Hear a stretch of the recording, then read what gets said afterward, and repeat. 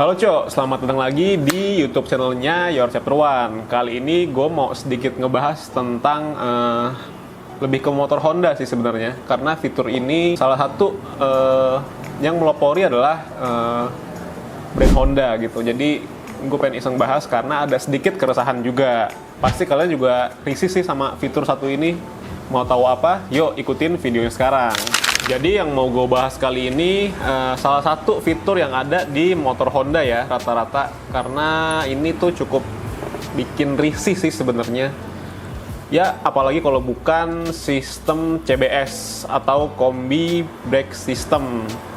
Sebenarnya Combi Brake System ini kalau kondisinya itu baru banget mungkin kita cukup kebantu ya, karena dengan kita ngerem belakang, rem depan pun ikut ngerem juga gitu, jadi nggak perlu ngeluarin tenaga banyak buat ngerem. Tapi kalau misalkan motor udah lama ya, contohnya kayak motor satu ini nih, fitur satu ini gua rasa cukup nyebelin gitu, karena lama-kelamaan remnya dirasa kurang pakem, entah mungkin karena terlalu sering dipakai atau gimana, jadinya kurang rigid lah gitu untuk direm.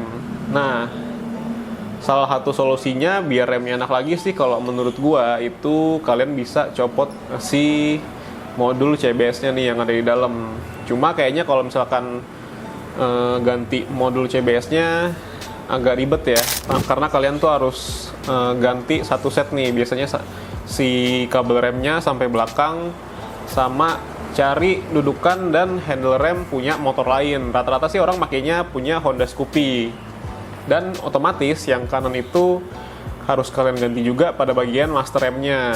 Sebenarnya sistem CBS ini emang tujuannya buat mempermudah kita dalam melakukan pengereman ya. Jadi sebenarnya lebih ke safety juga sih.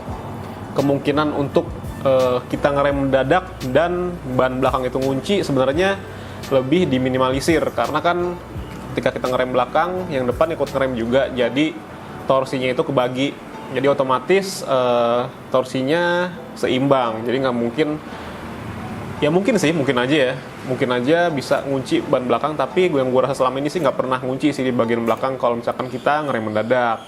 Beda sama sistem rem yang individual.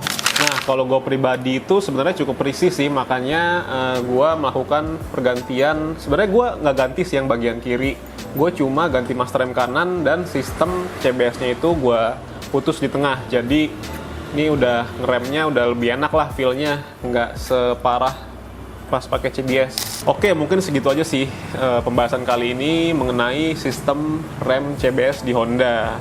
Ya ini pendapat gue pribadi ya. Kalau kalian mungkin punya pendapat yang berbeda atau gimana, mungkin nggak apa-apa, tapi kalian bisa komen aja di bawah ya. Nah, jangan lupa untuk selalu pantengin YouTube channel Your Chapter One, like, komen, subscribe juga tentunya. Kalau ada pertanyaan atau request apapun itu, gue bikin konten apa selanjutnya, boleh kalian request aja.